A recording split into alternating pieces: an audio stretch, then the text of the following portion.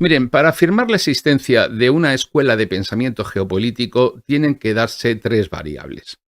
La primera es que existan personas que piensen, pensadores contemporáneos en conjunto, que al menos coincidan en los fines, aunque puedan discutir los medios para alcanzarlos. Si no hay varios pensadores, no hay escuela, hay una persona aislada sin más.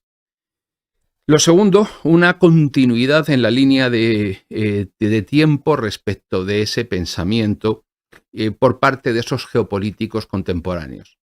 Hay una pluralidad de pensadores que marcan una continuidad en la misma línea y aunque discrepen de los medios buscan los mismos fines. Y por último, que esas formulaciones teóricas y de corte académico, que obviamente se mueven en el espacio de las ideas, lleguen a su aplicación práctica a través de las políticas de un Estado. Sin esas tres variables, pues no se puede hablar de una escuela geopolítica. A partir de ahí, la evolución de las concepciones geopolíticas de los Estados Unidos, que es básicamente de lo que nos vamos a ocupar hoy, a partir de su consolidación territorial y política, se concretó esa evolución a partir de la victoria nordista en la Guerra de Secesión. Y coincide también con la era del imperialismo, del colonialismo clásico en el siglo XIX de otros estados, tanto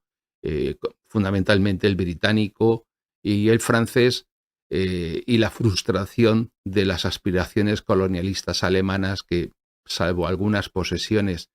muy puntuales en África y la compra de las Carolinas a España en Asia, pues poco más. O los italianos también tuvieron su frustración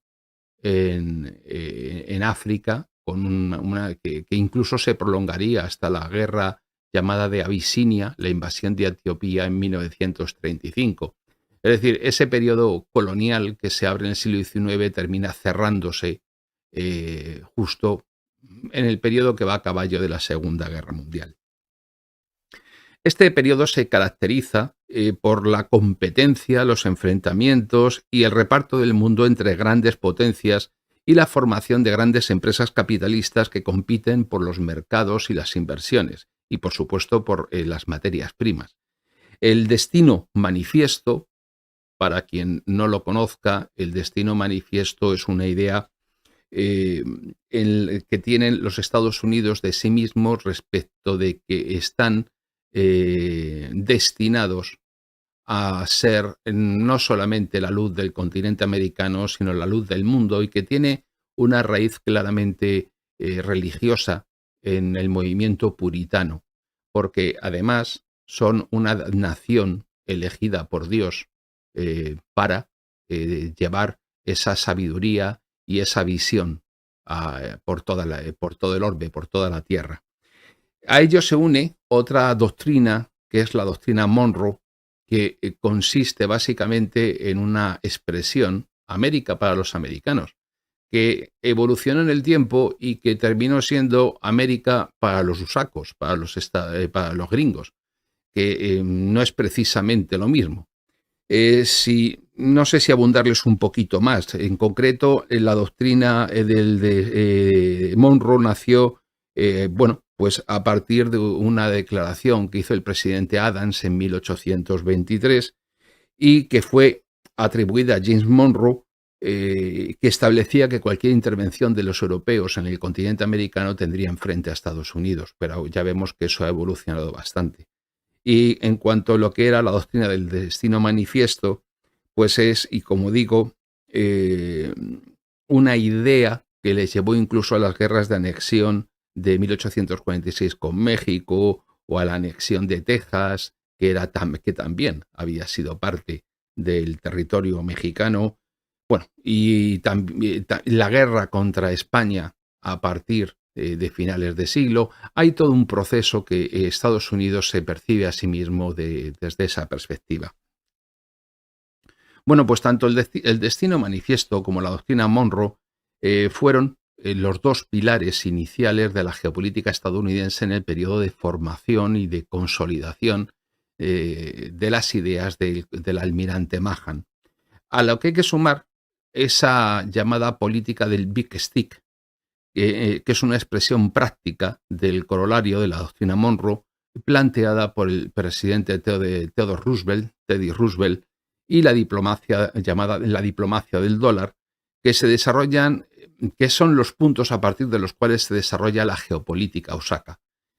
En concreto, cuando hablamos del Big Stick, es el gran bastón, y les abundo un poquito más porque es menos conocida, que esta expresión se origina, se lo voy a leer, en una frase escrita por el presidente de Estados Unidos, por Teddy Roosevelt en el año 1900, donde manifestaba su agrado porque el comité del Partido Republicano de Nueva York hubiese expulsado a un consejero corrupto a bastonazos. La frase, que fue tomada de un proverbio de África Occidental, era: habla suavemente y lleva un gran garrote, así llegarás lejos. Y 2 semanas antes de ser nombrado presidente, Roosevelt pronunció su famoso discurso en la Feria del Estado de Minnesota en 1901, incluyendo esta frase. Luego, esta frase la llevó a la práctica en lo que era la relación de los Estados Unidos con todos los países del continente americano, de la isla americana, y recordándoles que podían hacer lo que decía Estados Unidos, como decimos los abogados aquí en España, por lo civil o por lo criminal, es decir, por las buenas o por las malas. Si no haces lo que te digo porque no te he convencido,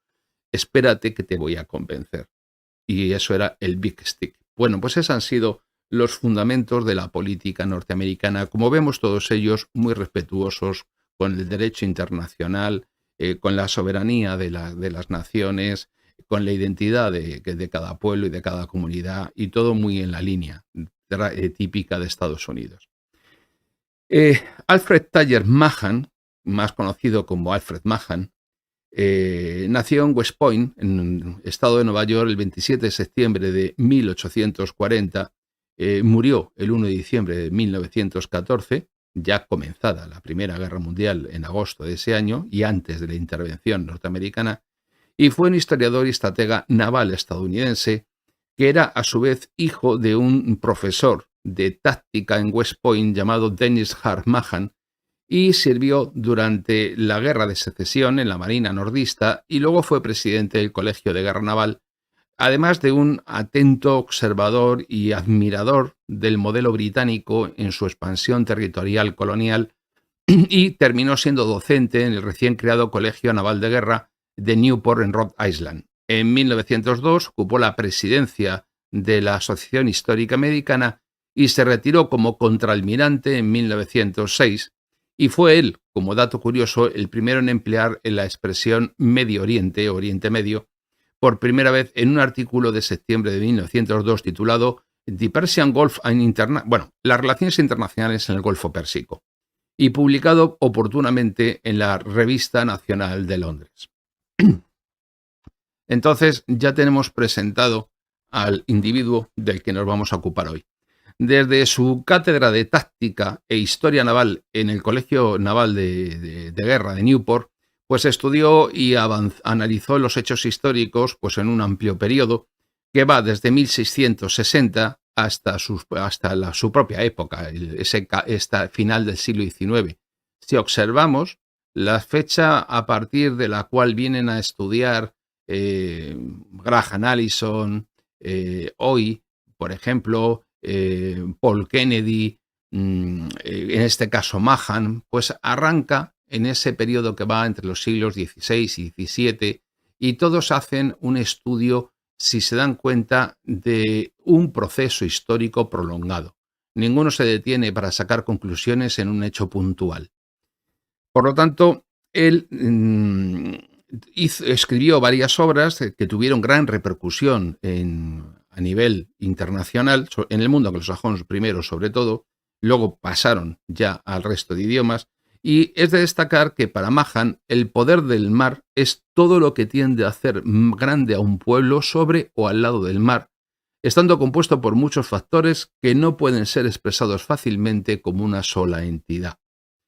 Menciona que los océanos son una gran vía de comercio, siendo un resultado favorable para el desarrollo económico, y distingue, que esto ya lo vimos ayer, pero lo voy a repetir también hoy, entre el poder marítimo y el poder naval, a los que considera complementarios, pero obviamente, como ya vimos ayer, no son idénticos, sino que poder marítimo es la capacidad de crear, desarrollar, explotar y defender los intereses marítimos de un país, tanto en la paz como en conflicto, y básicamente es la facultad que tiene un Estado para usar el mar en su beneficio, para lo que debe controlar todas las actividades que ocurran en el mar bajo su jurisdicción, concepto que no hay que tomar literalmente en términos jurídicos, porque eso sería otra cuestión, sino que Mahan, cuando piensa en jurisdicción, piensa en lo que a mí me apetece, que esto me interesa y este trozo de agua, yo tengo algo que decir, y enumeró los factores de desarrollo de ese poder marítimo que contiene un Estado, que son la situación geográfica, la configuración física del país, su extensión territorial, el número de habitantes dedicados a profesiones marítimas, el carácter nacional, ojo, la psique,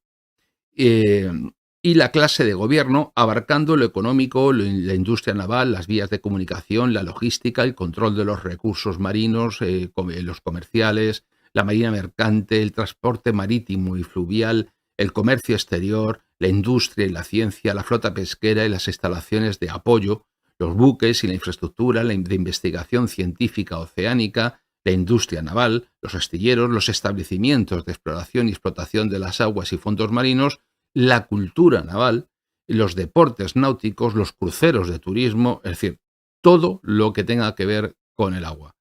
Y para que esto se materialice y sea defendible, pues está el poder naval. El poder naval, que son las fuerzas militares, que es en las que se fundamentan el conjunto de unidades navales y posiciones que constituyen el poder de un país en los océanos, resguardo y garante del poder marítimo.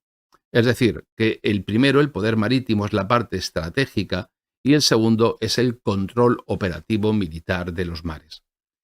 Aclarado y repetido un poco lo que dijimos ayer, pues para quienes no hayan visto el directo, pues así lo tienen fresco y claro. La primera obra importante de Mahan fue La influencia del poder naval en la historia, 1660-1783, que fue completada y perfeccionada en 1911 con su libro Estrategia Naval, al que seguirían la influencia del poder naval en la Revolución Francesa, 1793-1812, y La vida de Nelson, una biografía.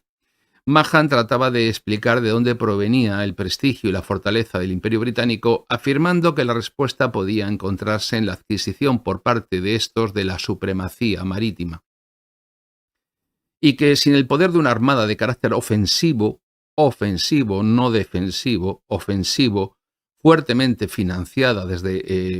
por parte del Estado, desde la metrópoli, la red de operaciones económicas globales del Imperio Británico, que en su momento de mayor esplendor alcanzó los 5 continentes también, el 35% de la superficie terrestre, no hubiese podido existir por un tiempo tan prolongado y de una manera tan eficiente. Evidentemente, Mahan comete, como todos los que pertenecen a su ámbito cultural, el error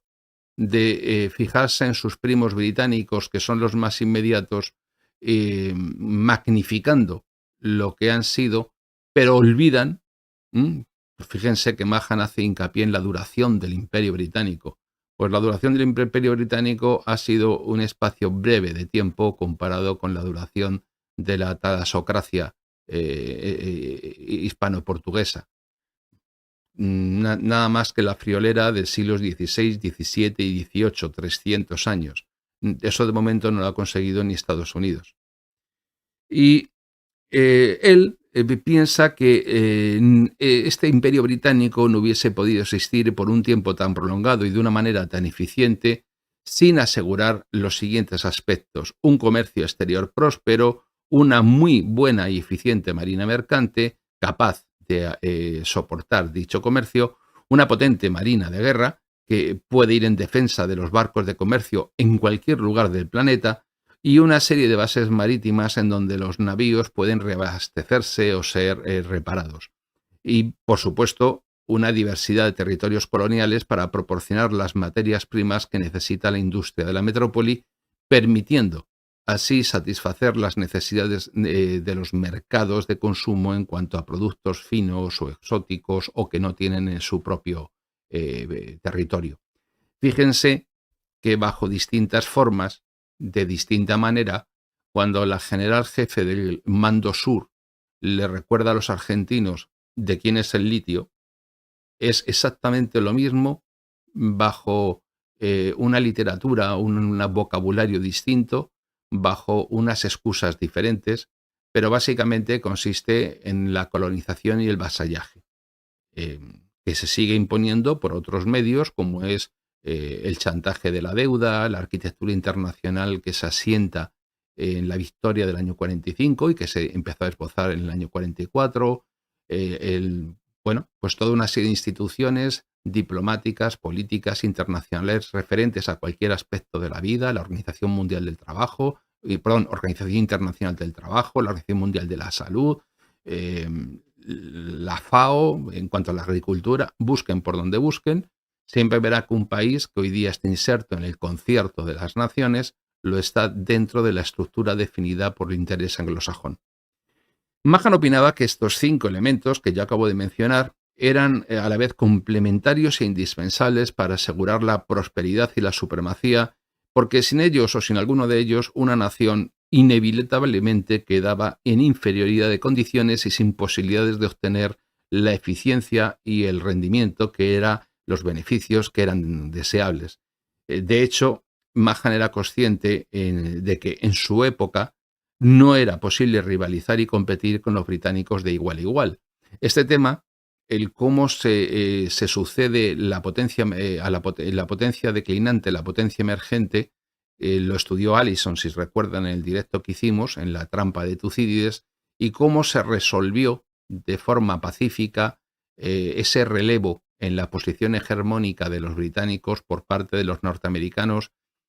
como uno más de los ejemplos que estudió Allison de